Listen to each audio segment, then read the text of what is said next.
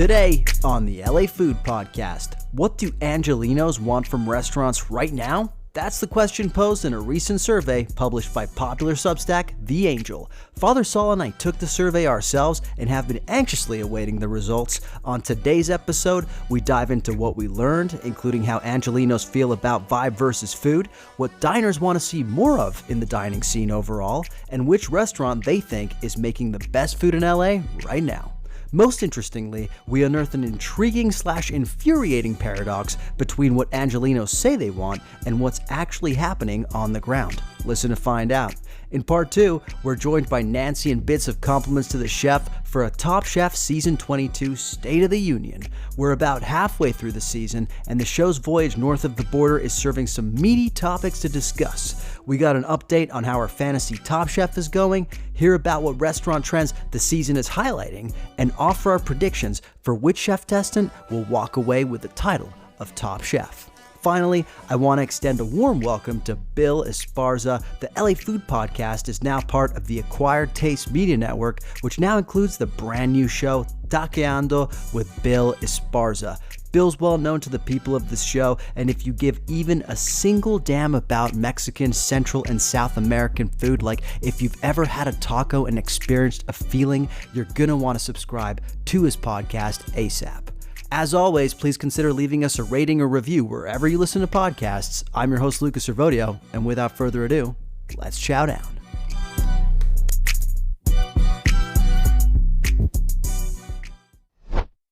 The LA Food Podcast is presented by The Lonely Oyster. Unwind at The Lonely Oyster's Echo Park Night Watch. Did you know that every night is industry night at The Lonely Oyster, dear listener? Stroll in after 10 p.m. nightly for a one-of-a-kind experience designed for the night owls and hospitality pros. Indulge in $12 handshake cocktails, expertly crafted liquid chef concoctions, delicious late-night hot bites, and chef's choice dozen oysters. More than just a place to unwind, The Lonely Oyster warmly welcomes industry professionals, providing a space where like-minded individuals can connect, relax, and enjoy the camaraderie that comes with the late-night scene.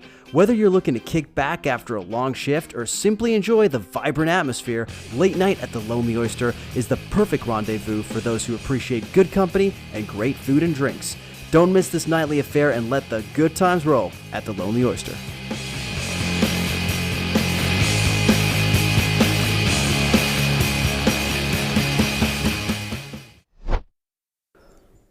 Welcoming back to the LA Food Podcast, a man who will not be winning, unfortunately, a James Beard Award this year. Saul, how do you feel that our podcast has been snubbed by the JBs once again? Maybe the wisest thing they've done. Makes a lot of sense. Makes a ton of sense to me. Yeah. Somehow, our episodes on topics like will Eric Greenspan get canceled did not make the cut. Did you submit that? No, of course not. Are you kidding me? Okay. I'm not insane. I'm not just throwing money away. It costs like $85 to make a submission. That's like at least one Courage Bagel. By the way, I've been trying, dude. Courage Bagel. I swing by because it's sometimes on my way to or from work, and I go and I swing by each time, and I'm like, do I have time to wait? Is there no line? Always a fucking line. Yeah. What is the deal? How fast does it go? How fast does it go, realistically? It goes relatively fast most of the time. However, there are the occasional days where you're just going to wait a long time. We went on Saturday because sometimes you're just craving a Courage Bagel and nothing else will scratch that itch. And we ended up waiting when all was said and done from when we started in line to when we got our bagel, probably an hour and 15 or something like that. Holy shit. Yeah. Okay. So that's Saturday, though. Maybe if I sneak by on a Friday morning pretty early. I think earlier the better, weekdays better. We went Saturday at 11 a.m., which I have to think is the busiest time. Yeah, that's peak. That's peak. Yeah. Well, hey, speaking of peak, I think we may have peaked today because we made a massive announcement. The LA Food Podcast is no longer an only child. As of today, we're part of the Acquired Taste Media Network, baby, which includes the brand new podcast, Taqueando with Bill Esparza. Bill, in case you've been living under a rock, is the James Beard Award-winning journalist renowned for his encyclopedic knowledge of Mexican, Central, and South American cuisines, and his podcast is basically going to be a front row seat to the most exciting things happening, not just in LA's Latino food scene, but across all of Latin America. Saul, how excited are you for this? Very excited. I can't wait to hear Bill. Well, one, Bill just has like much more legitimacy, and like is like an actual like journalist and like critic. Dude, who he's knows like an things. actual guy. He's like an actual person who therefore like chefs like Enrique Olvera will come speak to like for a long time, which is fucking dope. Yeah. Very excited for that first conversation and all the others. And yeah, diving into the mind of Bill, man. We've tried from the outside to unpack it. Yeah. At the first now we can finally get it from the horse's mouth. Absolutely. Look, the first episode is out. You just referenced it. It's a conversation with Enrique Olvera. We did it at Damian, and it was on the basically celebrating the 25th anniversary of Puyol. And yeah, to your point, the mind of Bill is a fascinating one. This all came to be because of the Villa's Gate, basically. When we discussed Villa's Gate, right, Bill listened to our podcast, and I think he actually had a little bit of respect for the nuance we brought to the conversation. So hey, not all bullshit we're spewing here. Look, getting Bill's respect among the top 5 achievements of my life, I would say. Cool, man. It was really exciting. Acquired taste media. What is acquired taste media? Yeah, well, basically it's, the fact that we are no longer a solo podcast, and therefore when you have more than one thing, it becomes a network. And I didn't think the LA Food Pod Network made a lot of sense to call it that, because Bill is going to be exploring a lot more than just LA. In fact, his literal first episode is about Mexico City, right? So I wanted to make it something that was a little bit bigger than Los Angeles, and honestly that could eventually maybe even bridge out to topics other than food, right? Acquired taste felt right. And actually, we came up with it together. You want to tell listeners where we were when we came up with it? The Benjamin, baby. The birthplace of Acquired Taste Media Network. Benjamin, baby. It was actually Ben's Martini that gave me the courage to name this Acquired Taste Media. We had a different name in mind before, but you vetoed it. It was not a good name. Yeah. We fixed it.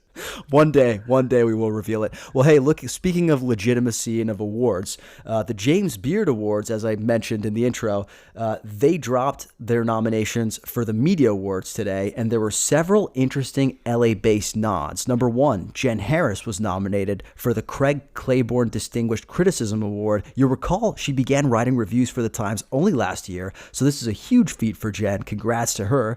Bill Addison was nominated once again, this time in the dining and travel category for his guide to San Francisco dining, which I thought was a low-key hilarious FU to our neighbors up in San Francisco. Why is that an FU to our neighbors? Because it's in the LA Times? Yeah, because like an LA guy is getting a prize for writing about their city. Cool. Yeah. Yeah.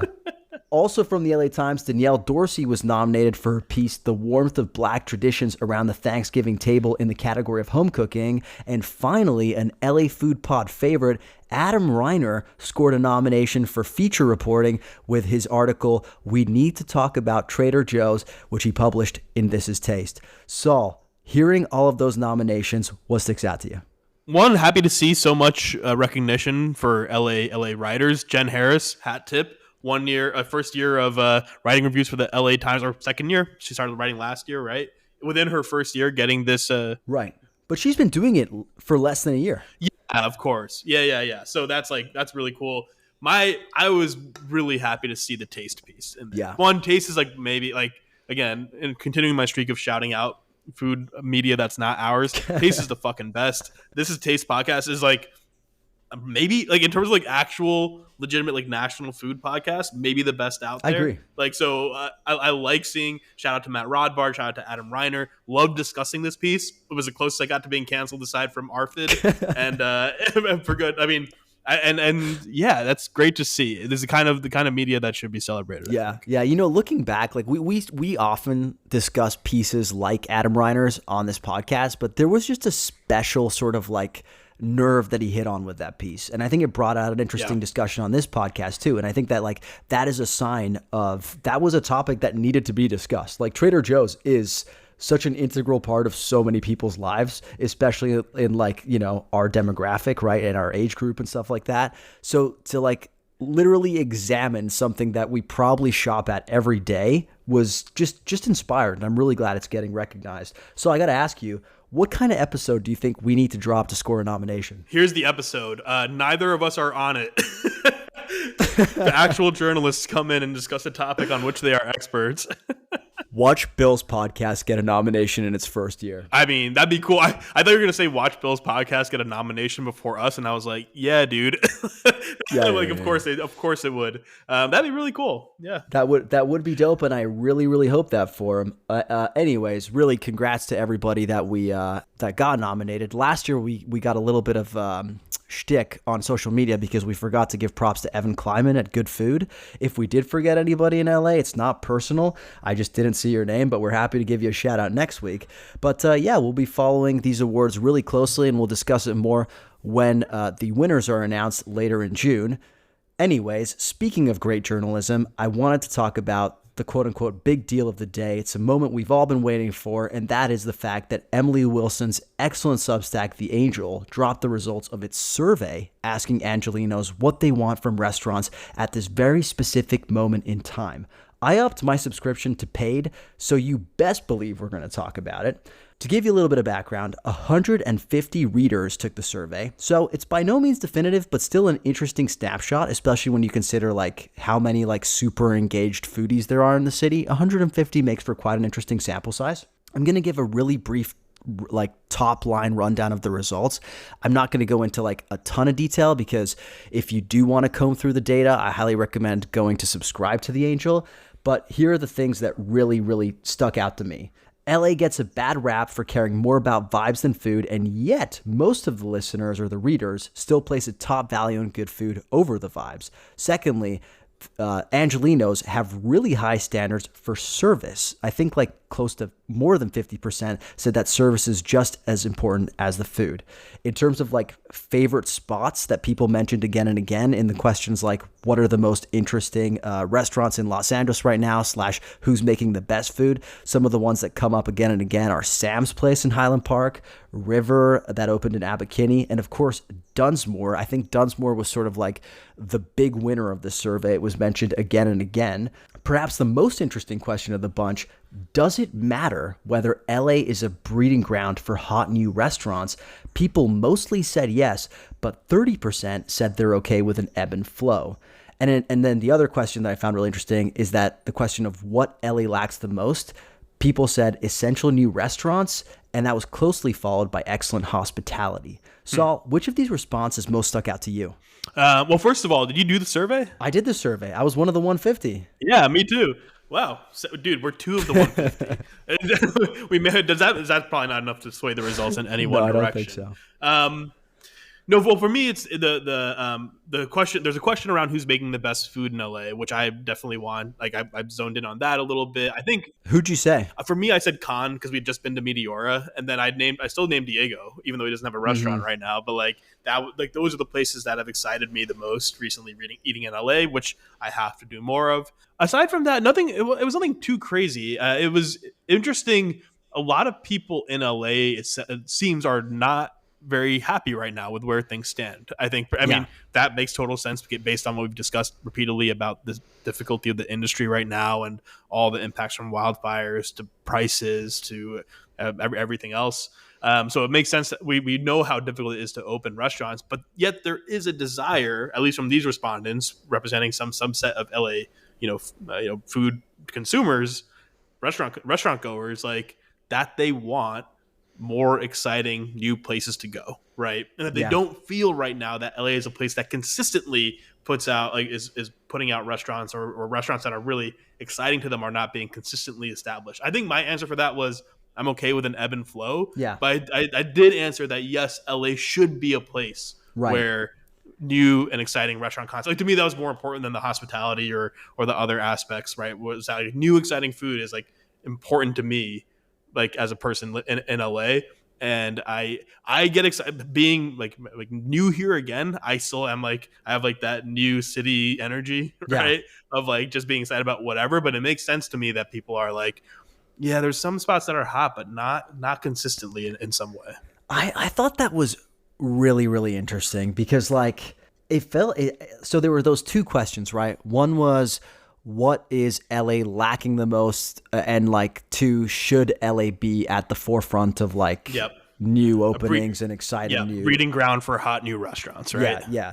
I completely aligned with you. Like, I was like, yes, LA should, in theory, as like the second biggest city in the United States and the most diverse in the United States, be a breeding ground for like interesting new ideas. But I also said I was okay with an ebb and flow of like new openings and exciting new openings.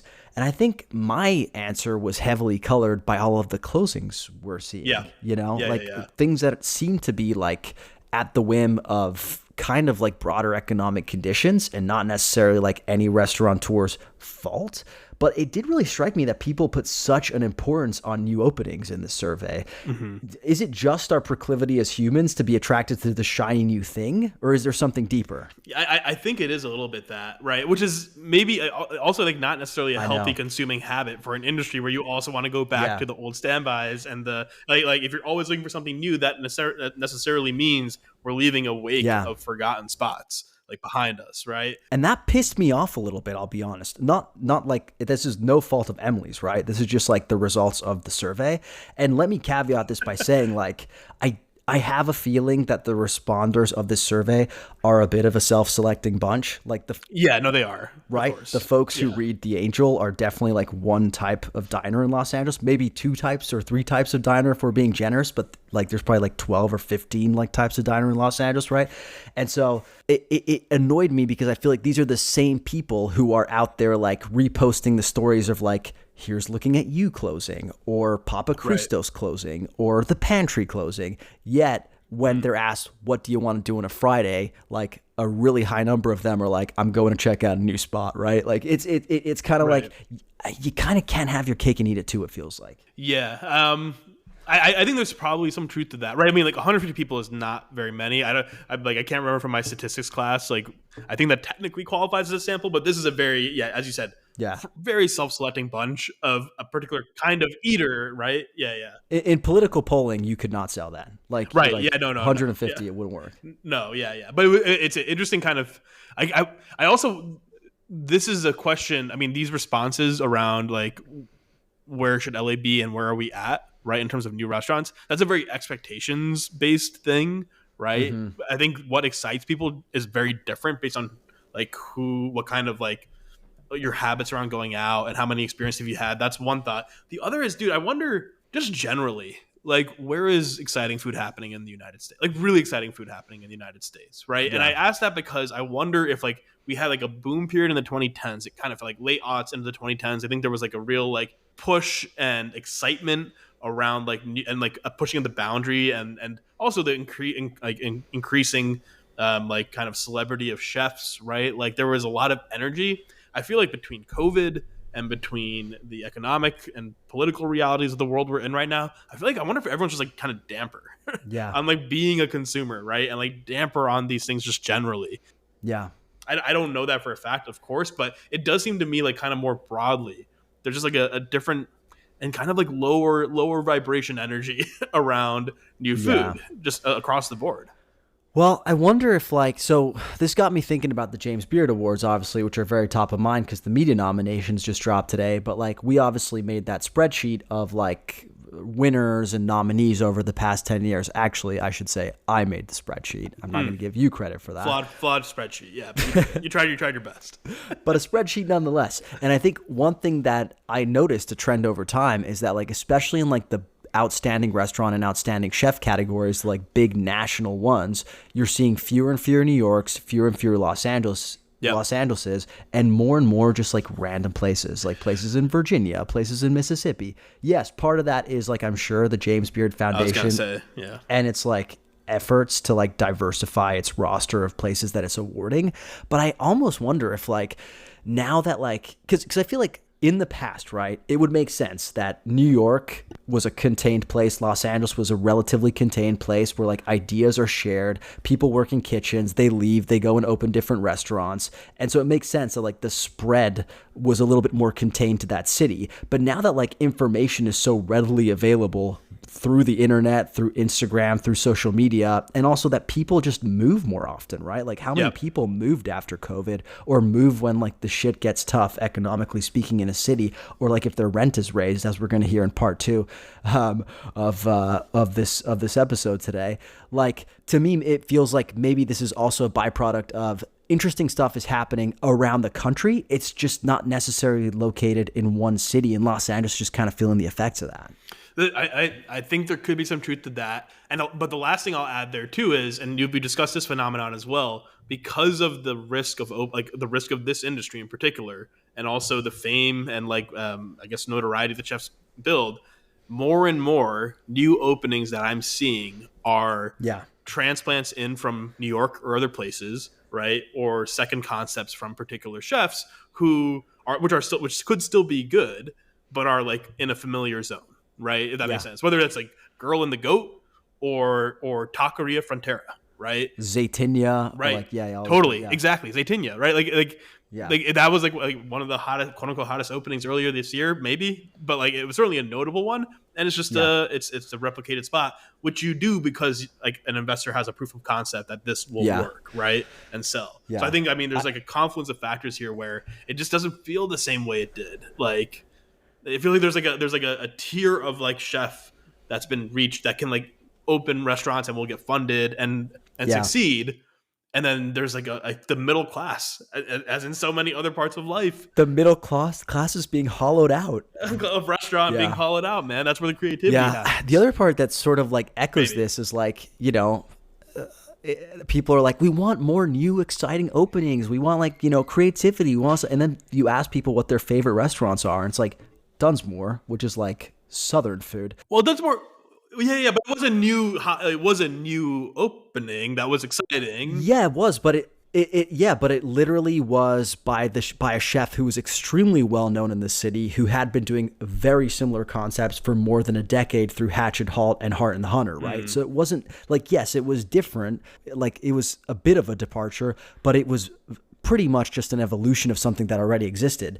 And then you have Sam's Place, which got a bunch of nods. And I literally went there last week. And yes, were the Japanese sweet potatoes lit and impossibly creamy? Absolutely. Were the chicken wings well done? Was the natural wine on point? Absolutely. But I wouldn't call it exciting. You know what I mean? Like it wasn't like it was wine bar fare. And yet it's cool. Like it's a cool place, I think. Not maybe in it. Yeah. It's a cool place, but it's not exciting from a food perspective, I would say. Mm-hmm. Yeah, I think that's right. Yeah, I mean, but even like when we thought about like what do people mean when they say exciting new? Yeah, like I think back in the day they would have meant like a Bestia or Bavel when it opened, or right? Meteora. That was an exciting, or Meteora, I think too, right? I think part of this Khan and like the people behind like Melise, Insomnia, like there is like the high end is still there, but I think people are talking about like quote unquote like a middle to upper middle class tier in terms of like fanciness and also price point, right? Accessible, but again, it's harder. I think we've gone back and forth on this because of the environment. It would be harder for chefs to take big swings, right? Yeah. Or even more risky to take big swings right now when people are eating out less and like being much more like careful with maybe how they spend their dollar at a restaurant. You want to be familiar and you want to be accessible, right? At the same time, we've also discussed maybe in that environment, it's when you do take a swing on something to like stand out, right? But I think that like much more likely is we're seeing like that wine bar comfort, or just like the comfortable accessible food. That's always been true. Yeah, but there is something a little bit, I don't know, missing. We always fucking talk about Poltergeist. We talk about it too much, but that was exciting. That was exciting and new. I'm kind of so over this oh, we're lacking exciting stuff. Like I'm really over this discussion. I'm hearing it everywhere, and if you hear frustration in my voice, I just want to be really clear that it's not at restaurants. Like I'm not pissed off at restaurants or restaurateurs. It's about diners. Like it's literally just about people who are complaining about restaurants. Like to me, I feel like I almost wish we could all just kind of take a step back and be like passengers in this ride, right? Like kind of like this just happens to be a moment in LA dining history where this is what we're getting. There are reasons why this is what we're getting, and there are still beautiful things happening. We should go out there and like support those and experience those things. But like to just like kind of be like banging our heads against the wall that like we don't have like a Red Medicine that opened in like 2010, or like people aren't open like Singaporean fusion concepts or whatever's exciting to them. I don't know. Like to me, that just feels so like unproductive. Also, I mean, even like exciting is, to your very point, and what you're describing is a perspective shift. Exciting is like whether or not you're excited about something is kind of just up to you. It's on you, dude. If you're not excited, like take some fucking drugs and get excited. You know? Yeah, kind of, right? Like there are. I see what you're saying, right? Like a part of how much of this is just that we're a little jaded because we're older and we've had like the income to eat out at exciting new places in LA or wherever for 10 years, and like when we first went, maybe the restaurants we'd look back and see the restaurants that we were so excited by back in our early 20s and be like, oh, that's old news now. How much of this is just like, I don't know. I wouldn't be surprised if much of the crowd that's reading The Angel is also like kind of more young jaded to mid-millennial crowd, right? Like a little bit like people who have expectations around restaurants, and maybe we have forgotten, that like where we began. Yeah, it's funny. Last night I was at the collab dinner between Daniele Uditi and Chris Bianco. Again, Chris Bianco, sexiest man in the world. Do not bring your significant other within a 40-mile radius of that man. He will sweep them off their feet. He gave me a hug at one time. I got pregnant, literally. But like, the menu was not that exciting, right? Like it was like ricotta gnocchi, literally braised chicken for second. There was like Daniele's focaccia with a sauce that he made out of Chris Bianco's Bianco di Napoli tomatoes. It was all absolutely delicious. It was not exciting food, like by design almost, right? But there was this kid there, right? He couldn't have been older than 15 years old, and he was fucking loving it. He took a selfie with Chris Bianco. It was like meeting celebrities for him. I loved seeing that. I was just like, that's joy. That's what this is about, right? It's like being excited about, no matter like how quote unquote exciting the food is, right? That's my own jaded perspective that I'm bringing to that, right? There was plenty to be excited about. It was just like really, again, in the eye of the beholder and the expectation. Yeah, no, that's right. And also what makes you excited about restaurants, right? To me, Chris Bianco and Daniele Uditi alone, that's exciting, right? One. But two, like what makes restaurants fun is like the experience you have with the people you go with and a bit of the energy of the place. The food is like number 3. Like it's important, but relatively low on the list. Like as long as the food is good, it's a good time. What's exciting is that you have a place to go and share and like have an experience with people that you enjoy or care about or whatever. Yeah, that's what makes it an exciting thing. And I feel like maybe people aren't excited right now because it's kind of a bummer moment. I was going to say the same thing. I think before the survey dropped, Emily Wilson did like a Substack live chat with Austin Tedesco of Bangers and Jams, another Substack, right? And I listened to it because it was about LA restaurants, and I always love when people like are talking about, the state of LA restaurants, right? Like one thing that came out of that conversation was just this like notion of eating with other people. And I think it was something that Austin said. He was like, I find myself going to places, I just want to go to places where I can like sit at the bar alone and like order a couple light bites and a glass of wine, right? Mm-hmm. I think that speaks to like a general malaise, right? I feel like he's not alone in that, but I feel like that is probably something that a lot of people are experiencing right now. Well, yeah. Well, I don't know. That's a way of going. Like there are the spots you go and you do that, and there are the spots you go with like 4 friends or whatever, and you have a night, right? Or take your family from out of town or whatever, right? Like there are different ways and go, and you want, I think, in a healthy like whatever environment to have places that offer each of those experiences in like a way that feels good and that you can access. I remember Austin, like in an older Substack post conversation that he had with Emily, he was talking about one of the, like a hot new place that had opened in New York. And I think Emily asked him like, what was so good about it? And Austin was like, oh man, I was there with my friends. Like we went back, the waiters were so cool. Like he listed off like 4 different things that were like not the food before we got to the food, which is also very good. Right. Yeah. That's like what, like, yeah, I don't know. So anyway, we're kind of circling now, but I think the point is like... Sounds like Austin just needs more friends in LA.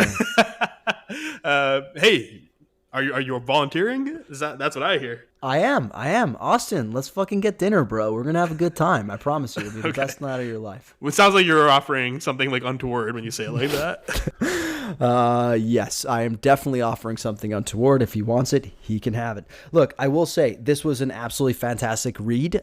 Even if you can take issue with like the survey sample or whatever, I highly recommend going to read it. It's a very interesting snapshot of like what a certain subset of Angelenos think about dining right now. So we're going to put the link in the show notes. Go read it. Saul, I really want to get to our conversation with Nancy and Bits about the state of Top Chef. So are you down for a lightning round of Chef's Kiss Big Miss? Very quick. Let's do it. Eater reports that Here's Looking at You will close on June 13th after almost a decade on 6th Street in Koreatown. This is a super easy one, but is this a Chef's Kiss or a Big Miss? Big miss. Super sad to hear the news. A great example of a place that was very exciting when it opened. I think people responded with a lot of enthusiasm to Here's Looking at You. I'm really glad I got to eat there. I'd seen them on Instagram, their posts were like, "Hey guys, come out." It was really. I literally saw their post and I was like, "Ooh, I wonder if they're in trouble." Yeah. And I didn't have a chance to go back, which is bad. But they're expanding their burger availability. Like they were doing all this stuff, and you're like, oh no, this doesn't seem good. So super sad to see it go. Yeah, I literally moderated a panel with Lynn like a couple months ago. It was the family meal panel. Actually, we posted it on this feed, so you guys all heard it. But it was like she was in the midst of talking about what a tough time it's been for her restaurant. And obviously that is a restaurant that has had 9 lives. They've closed before. They've reopened before. So you never know with Here's Looking at You, but it's a massive miss. And honestly, I just want to send love to Lynn because she is such a pillar of this restaurant community.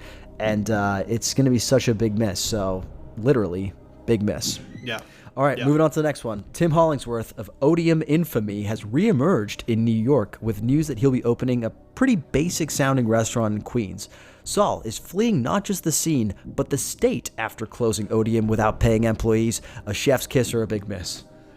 I don't know. Well, did they ever get paid? If they got paid, man can do what he wants.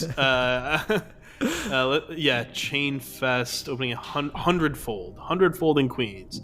Look, I didn't have a chance to eat at Odium, and I wanted to. Yeah. And I don't think it's ever good when LA loses a notable chef. I think we should want chefs to be here, though I kind of understand why he left the coast. Understandable. This one we're going to give Tim an understandable. All right, final one before we transition. Eater reports that Met Gala attendees were treated to a lavish dinner prepared by Top Chef alum Kwame Onwuachi. The meal consisted of papaya piri-piri salad, Creole roasted chicken with rice and peas, and cornbread slathered in honey curry butter, among other items. While the food sounds delicious, what do you make of the look Kwame served up on the red carpet, which I've posted below for you, and the listeners are going to have to Google, unfortunately. Is it a chef's kiss or a big miss? It's a chef's kiss. Kwame wearing a crown. He's the king of food in New York. As of I think it was last year, he was at the top of the New York Times 101. Very impressive. We gotta hit Taqueando, man. I saw there's this food influencer on YouTube that Emily watches because the videos, I don't know why, they're basic but they're hypnotic. I just can't stop. The voice, something about the voice and the rhythm of them are really good. And she ate the New York Times 101 top 100 restaurants list, right? Maybe they're only 100 and LA is 101. By the way, that made me think you should eat the 101, dude. That should be my final countdown.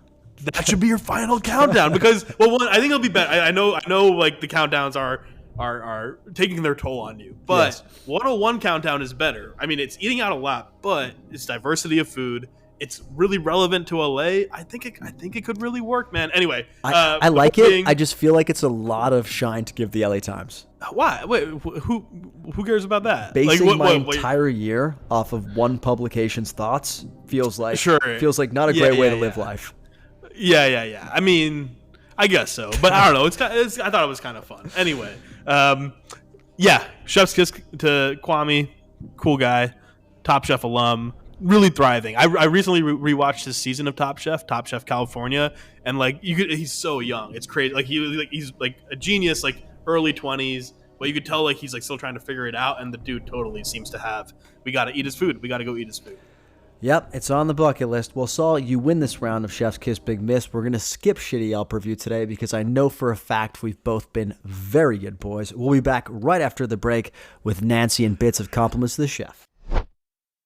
Dear listener, I made a deal with my wife. She let me start a food podcast and eat ungodly amounts of noodles, pizza, sandwiches, and more under 2 conditions. One is that I never utter her name. The other is that I find ways to be healthy outside of my work in food. Being the fantastic partner I am, I found a few ways to up my health game. I exercise almost every day, I try to sneak in salads for lunch whenever I can, and I only ever snack on healthy foods. The macadamia nut has become an essential part of my daily routine with the best omega-6 to 3 ratios in the nut game, 8 times better than pistachios and 20 times better than cashews. At houseofmacadamias.com, they've got a bunch of different macadamia products that you can enjoy, like savory and sweet snack packs and chocolate-covered snack bars. One of the problems with macadamias I've found is that they can be expensive, but I'm solving this for you, dear listener, because as of today, all you've got to do is head to houseofmacadamias.com and use code LAFOOD to get a 10% discount on a healthy snack that also happens to be delicious. So what are you waiting for? Head to www.houseofmacadamias.com/discount/LAFood and go nuts. Welcoming back to the LA Food Podcast, our 2 favorite podcasters in the entire world. I'm talking about Bits Nicholas and Nancy DaSilva of Compliments to the Chef. Bits and Nancy, how you doing today? It's mutual. Mutual, I'm sure. Yeah, it is mutual. We're so excited to be back. Mid-season check-in. We're doing good, though. We're doing well. Yeah, things are good. It's warm in New York. You know, everyone's feeling good. Well, Nancy, I have to say I really enjoyed your frame-by-frame description / follow-along of the Met Gala. Is that something you do every year? Thank you, Luca. I appreciate your support. Yeah, like I'm really not even a fashionista. I'm currently wearing 100% Gap. But like, I go so hard for Met Gala coverage. I just love it. And this year, Bits and I have a third very close friend who works at the Met and was there. BTS. Wow. And was giving us juicy goss. That's incredible. Any juicy goss you can share? It wasn't like that. It wasn't like, oh, Bradley Cooper did this. So it actually like wasn't juicy. It was more just like what it was like on the inside. And pretty much she said that it felt like an awkward professional networking event. Oh, that's what I imagine it feels like. Did you guys watch the show Dave? Yes. Oh, yeah. They do the whole Met Gala episode. Yeah. It kind of feels like a really awkward prom when they actually sit down and eat. Affirmative. Yeah.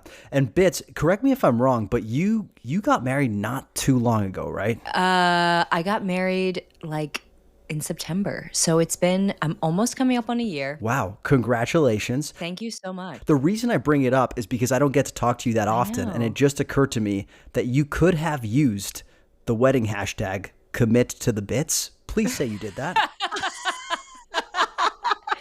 That sucks that I didn't think about that. Huge I'm oversight. mad. Oh my God. Okay, I will say that is a great hashtag. My friend did marry somebody whose last name was Wright, which was like, Yeah. you know, she found Mr. Wright. It's good. But damn, committed to the bits. Yeah. Somebody told me to commit to the bit yesterday, and I was like, oh my God, that could have been her wedding hashtag. So I just had to bring it up. I'm going to make that like my professional portfolio URL. So like, please hire me, www.committothebit. Commit to the I love it. You're welcome. You don't even have to pay me for that one. Yeah, that one's a freebie. Luca, did you have a wedding hashtag? I don't think we did. Saul, do you remember? I don't remember. I really wish. Do you remember if I had a wedding hashtag? I don't remember if you had a wedding hashtag. It'd be really fun. It'd be really fun to embarrass you with like my memory of it, but I don't think I remember one. Luca over here. Luca who's getting married. Yeah. I don't. Luca got bazookaed. That's the only rhyme I can think of, but not very appropriate, anyways. Wedding hashtags are such a thing of the past. Yeah, like they just don't exist anymore. And it was such a fleeting moment, and they were so dumb. Mm-hmm. Like that is something that only we in like this tiny millennial alcove will ever really understand the glory days of. Yeah. Super embarrassing that we're even having this conversation. So gross. Ugh, really aging ourselves. Yeah, which maybe means it's a perfect time to transition to the subject matter that we're actually supposed to be talking about. And that is Top Chef. Hey, Saul, since you're our Top Chef correspondent on this podcast, can you quickly update the listeners on how things stand from the perspective of fantasy Top Chef, which is where we last left off on this conversation? Yeah, well, speaking of embarrassing, the compliments to the chef and LA Food Pod teams are currently tied with 65 points. Tied for second place. That sounds good. That sounds nice. We're tied for second. Meanwhile, Jesse Eats, apparently the genius, greatest of all time Top Chef fantasy contestant, has 128 points. Are you kidding me? Wow. Almost doubling That's our crazy. combined scores. She's running away with it for the second straight year. And I will say also, even though our teams are tied, compliments, you guys are in a much better position than we are at LA Food Pod. You still have Lana, Schwei is still in there, Paula. Yeah, you guys, you have people. Bailey's still in the game.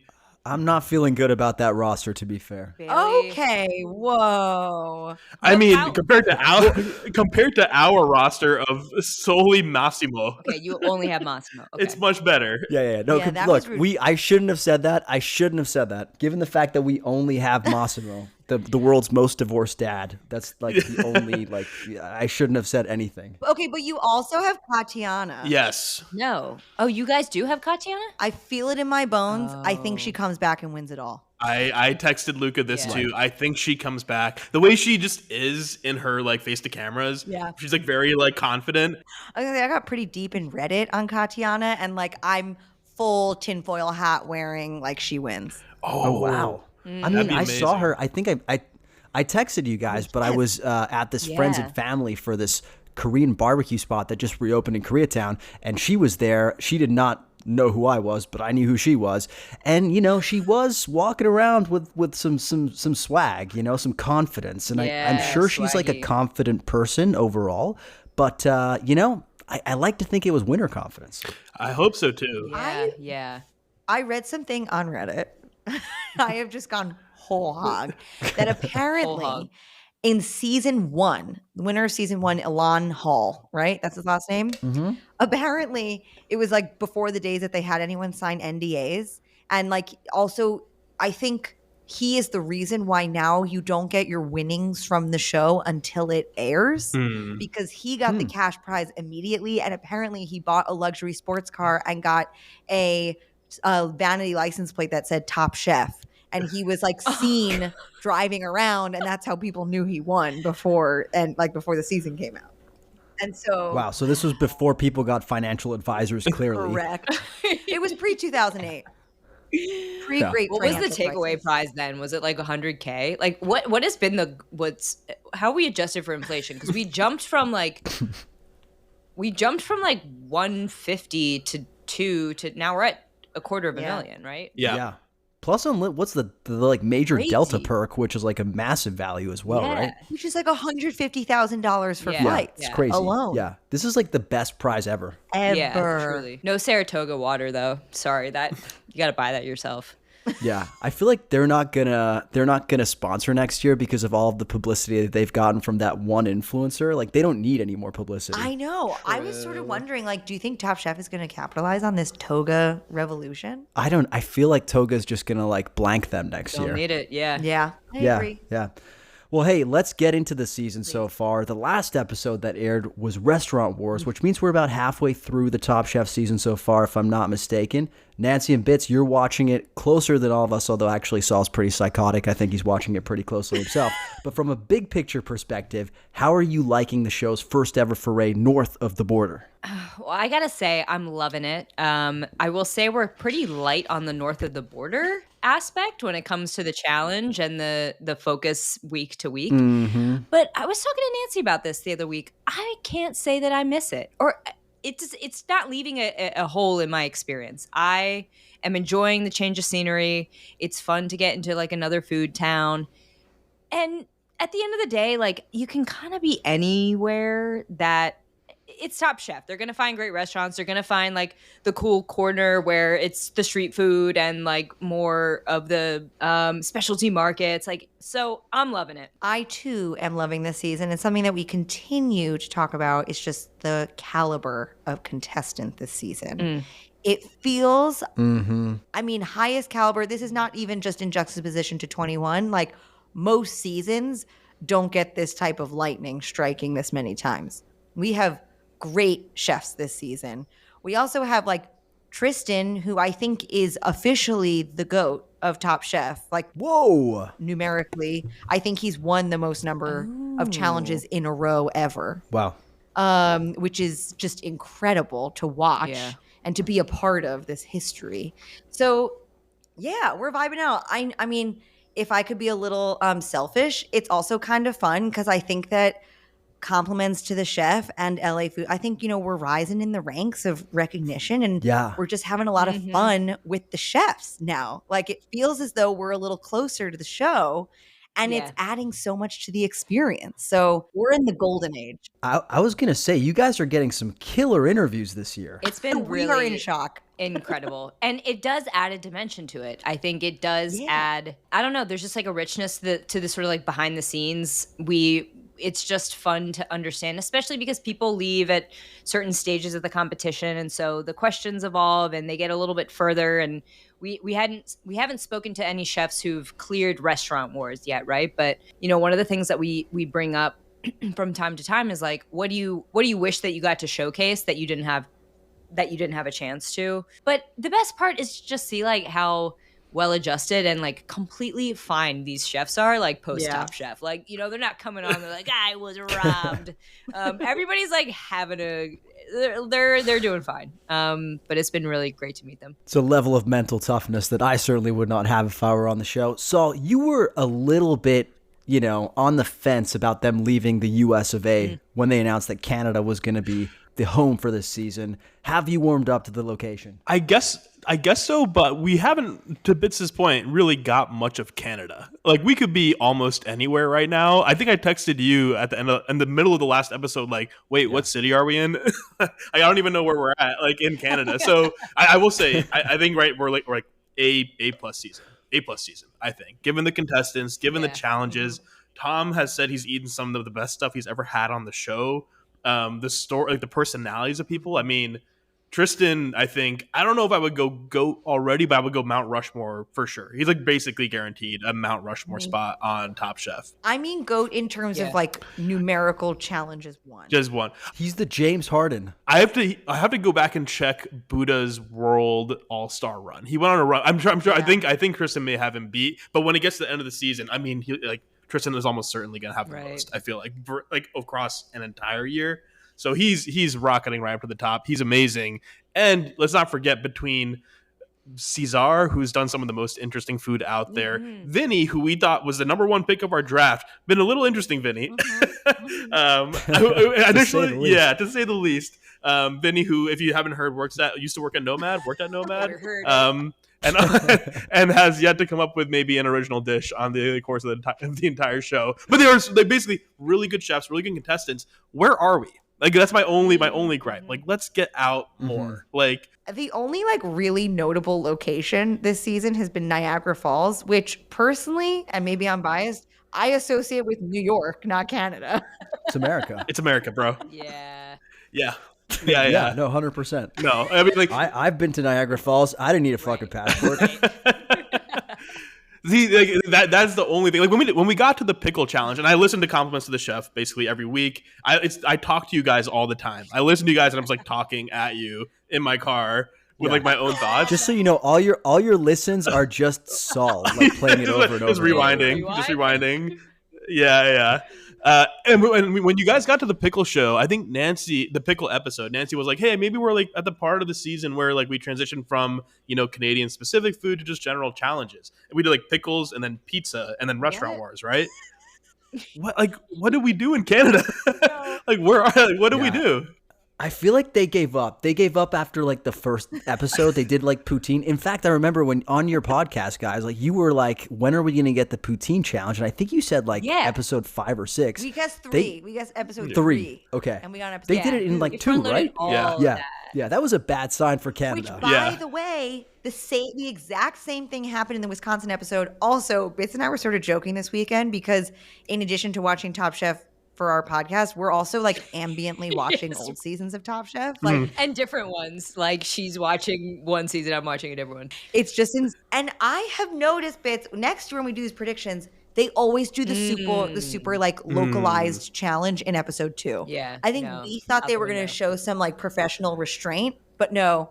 Season after season, the really obvious low-hanging fruit is always episode 2. But usually they also, they do still take it. Like, I mean, like I was watching Kentucky earlier, even Colorado, and around this time, It locks in. great seasons, right? Even I Portland. forgot how good Kentucky Yeah, was. like I noticed, like up until Restaurant Wars, they're still doing location-based things. I remember when we hit the pickle episodes, I was like, "Are pickles Canadian? What? Like, why? What's?" They were like maple syrup poutine. Ah, you guys get it. Let's just fuck around. Like, they're over it. Michael Cera. Yeah. Who was, by the way, maybe an all-time great guest judge.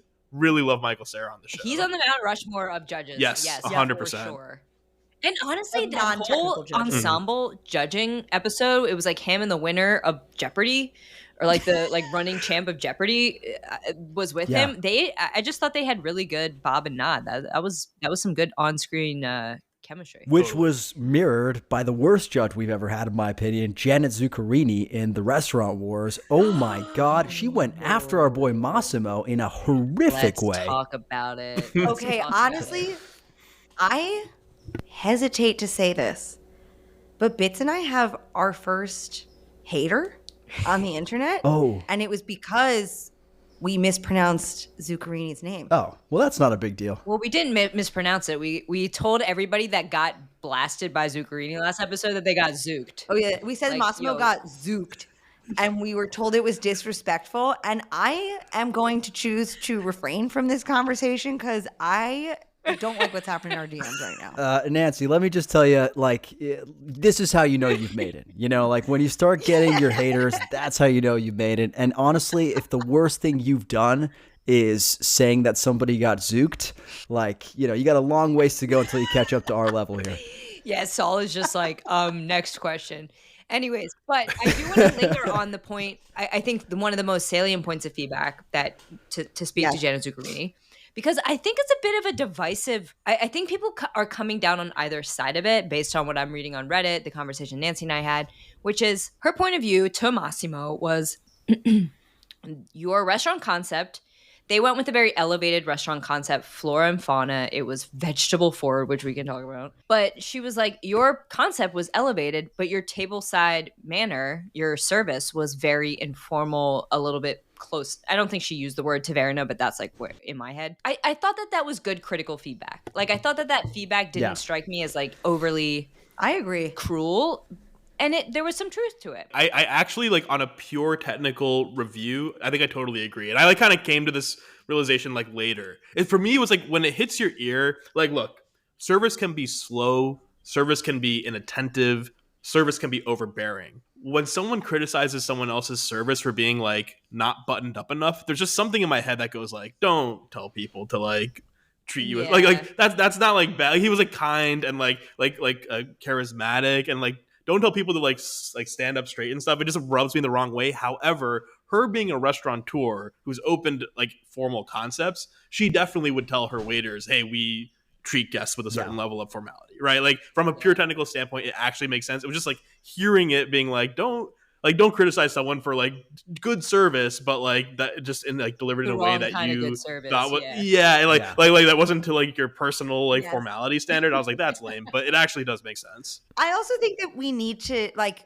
I agree. That was good critical feedback, but like, ma'am, you are dining in a warehouse on a folding chair. Like, I'm sorry. You're going to have to use your imagination on this one. I get it, though. You get invited to Top Chef. You like have to bring your expertise to the party, and you have to probably say some critical things alongside some positive things. So if you got a nitpick, you're going to do that. I'm definitely coming from the perspective of Massimo as our last hope in fantasy Top Chef. And famously, like front of house, I think is one of the like biggest pitfalls of Restaurant Wars.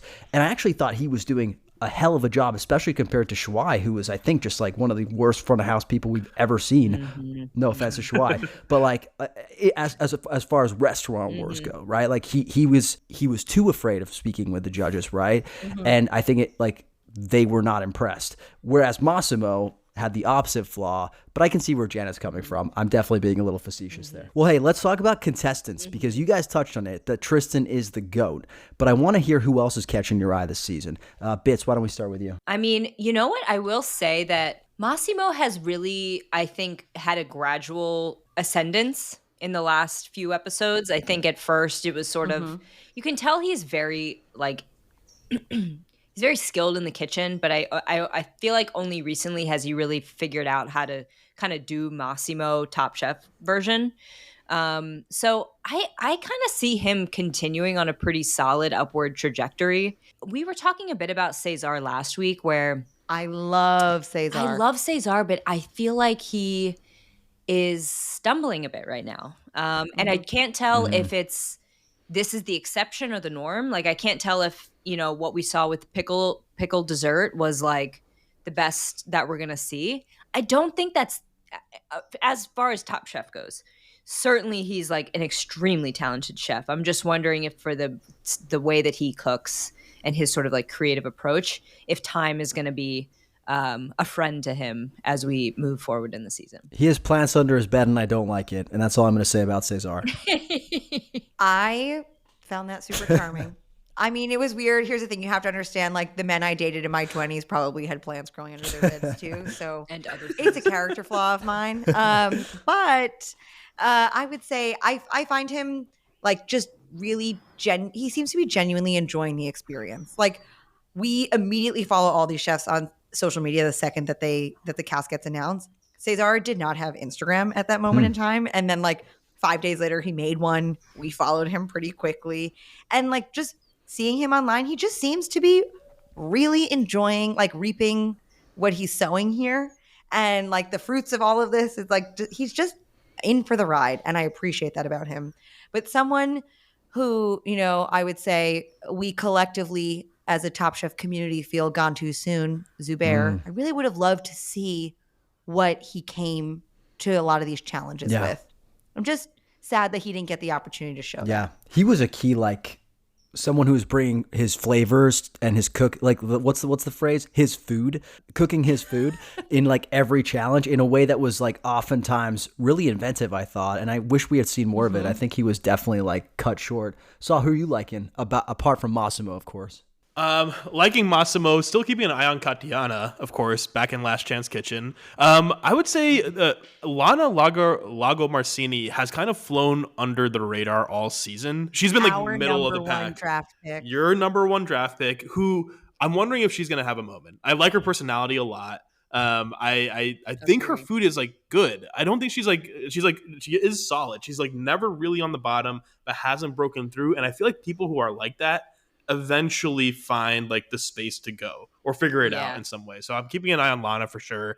I'll also say RIP Kat Turner, who was our other LA chef who we drafted. Yes. Kat Turner, I thought, was, like, a great personality on the show. I was like, after we drafted her, I was a little bit worried in terms of, like, because she has more, like, humble-y food, sort of. I was like, I don't know how this is going to go. She kind of performed better than I expected, like as she went along, and was a total blast to watch. So I miss her as well. And she's in the midst of opening a highly likely in Ojai, which looks absolutely insane from an architectural perspective. Yeah, I mean, you guys spoke with her, and we've had her on this podcast, and she is definitely a personality. She's had like 1 million lives, so she made for excellent TV. Those kind of people. And I have to say, I thought she did way better than I thought she was going to do in terms of, like, really competing. I think she was a bit unlucky to go. Yeah. Yes. Yeah. Yes. Oh, God, this just speaks to this is a great season. We had a blast talking to Corwin. Yes. He was so much fun. I'm going to be honest, like, that interview came, like, it kept getting rescheduled. Like, it got squeezed in. And at a certain point, we were like, oh my God, like, is this happening? Is this not? And I would say that was one of my favorite episodes and interviews we've ever done. He was so much fun and just warm. And I wish nothing but good things for him. Corwin, baby. Yeah, he was good. Gone too soon also. Like, every season of Top Chef has trends, right? Like, there's, there was the scallop season, which was something that actually the Jeopardy judge loved to bring up, the top scallop thing, a real reference for the real fans. Oh, yeah. I know that you guys have counters on your podcast in terms of what you're keeping count of. What are the counters for this season? What are the trends? Nancy, I'll let you take that one because you're the counter overlord. While she's pulling it up, we did something we don't typically do, which was we retroactively added to the counter because we were starting to see trends that were like, we got to catch this train before it leaves the station. Last year, aguachile featured on that list. We didn't put that on our list this year, but we have seen a lot of aguachiles popping up too. Just recently, though. But the mid-season check-in on the counters, we have 8 episodes. In those 8 episodes, we have seen 3 scallion pancakes, which I know 3 isn't that big of a number, but like, when have we seen any scallion pancakes on Top Chef? So to get 3 in one season, kind of crazy. And then just when you think they're done, you get one in episode 7. So that was wild. We are seeing a lot of crumbles. 7 crumbles. And what's interesting is that I think at the beginning of the season, the crumble was being used like when they would get weird ingredients or whatever. They're like, and I put a crumble on it. And like, I dehydrated and crumbled it up. But we just continue to see crumble. In a way, last season at the very beginning, we saw a lot of gremoladas and then they fell off.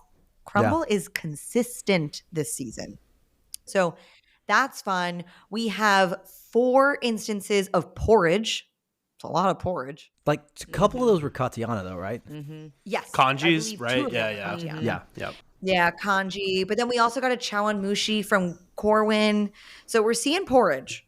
And then finally, with 8 instances, we have red meat tartars. We're having beef and lamb tartare is the new aguachile. It is, we are getting so many. It kind of makes sense because it's like I'm assuming that a lot of those are happening in quick fires. Oh, excuse me, no. No, okay, well. I think the pickle challenge, we had 2 tartars right up top, right? Yeah. Yeah. And in the brunch challenge, we had a tartare. Yeah, right. 3 of those tartars are Right. Sorry. Ignorant.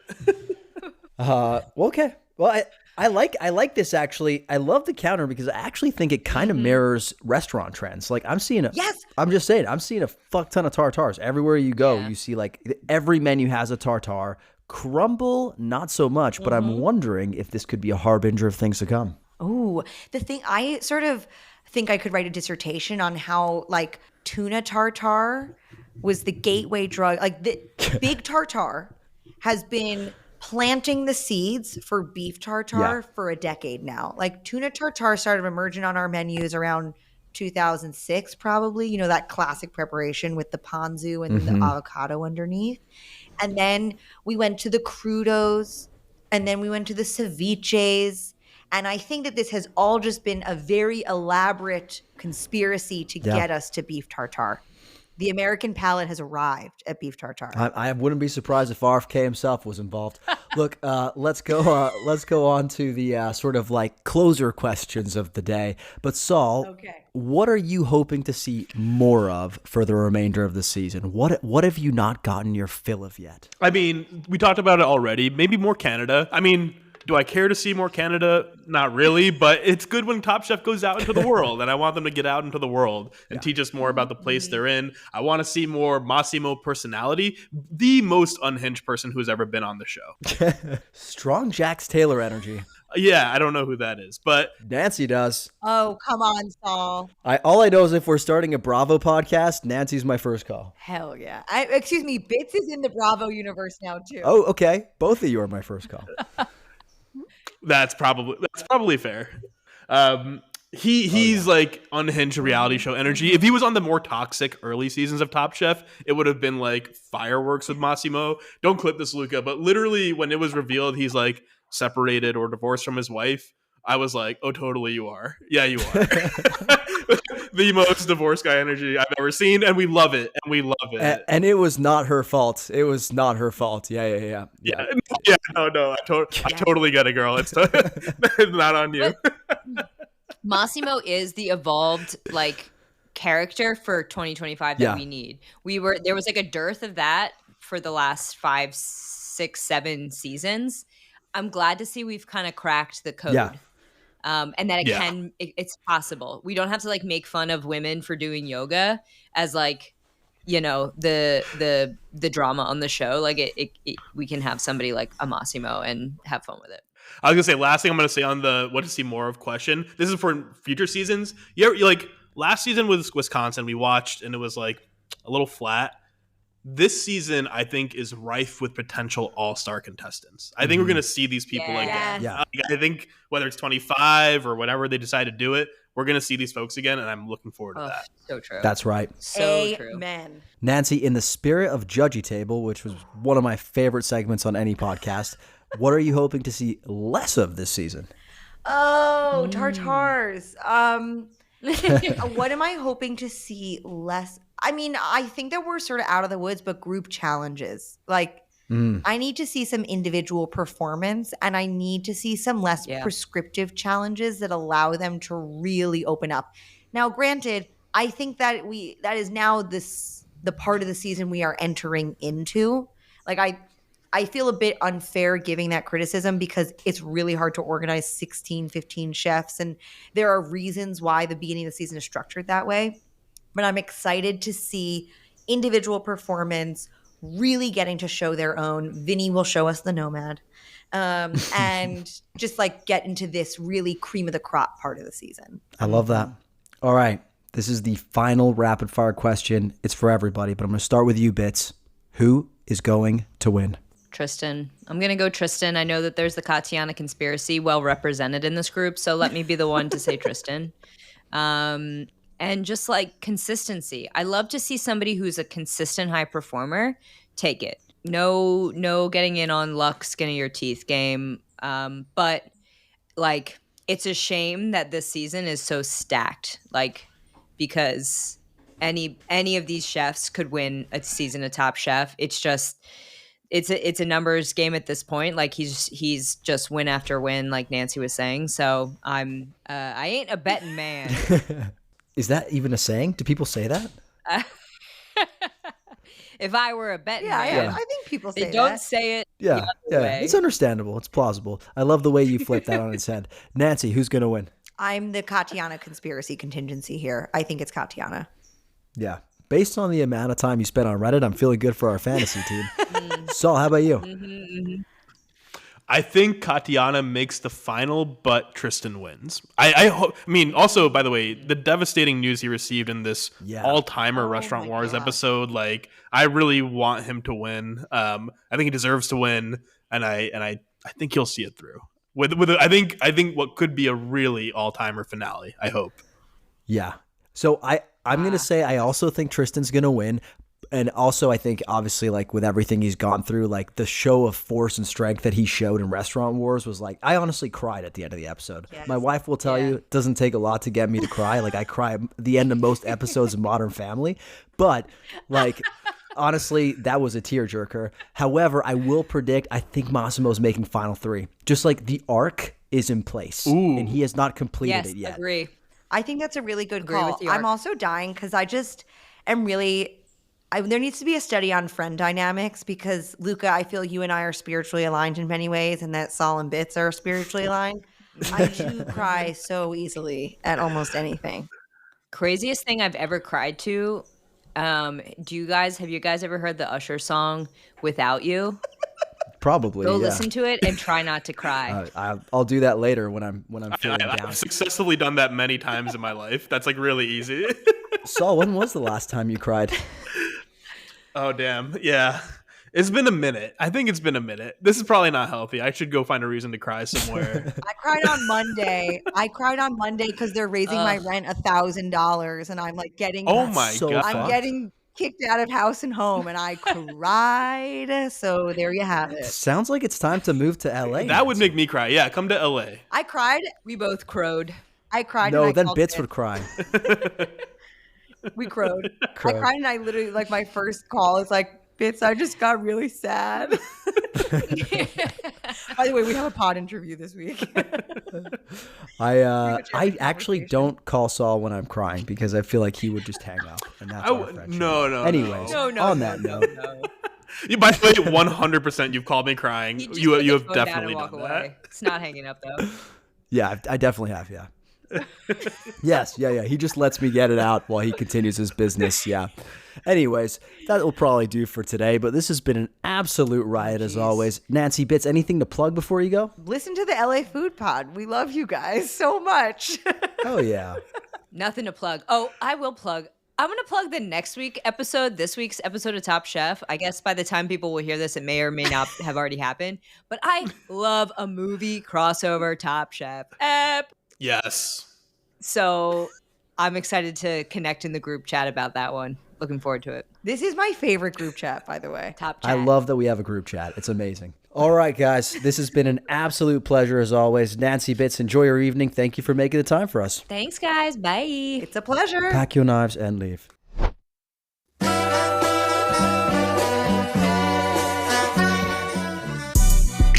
Thanks for listening to another episode of the LA Food Podcast. Thanks as always to Father Sal for making the time for us. And thanks also to Nancy and Bits for joining us today. Make sure to go listen to their podcast, Compliments to the Chef. The links to it are in the show notes. If you like what you heard here today, dear listener, please go to wherever you listen to podcasts. Leave us a rating, review, subscribe. Seriously, all that stuff really helps us. Also, go leave a rating and review on Bill's podcast. That's Taqueando with Bill Esparza. That's spelled Taqueando with Bill Esparza. That podcast drops every Wednesday, so be sure to go subscribe. We'll be back next week with another epic episode, but if you're looking for me in the meantime, you can find me on TikTok, Instagram, Threads, YouTube at the LA Countdown. That's TheLACOUNTDOWN. Please note that the LA Food Pod Instagram handle is now the Acquired Taste Instagram handle. It's at It's Acquired Taste. That's ITSACQUIREDTASTE.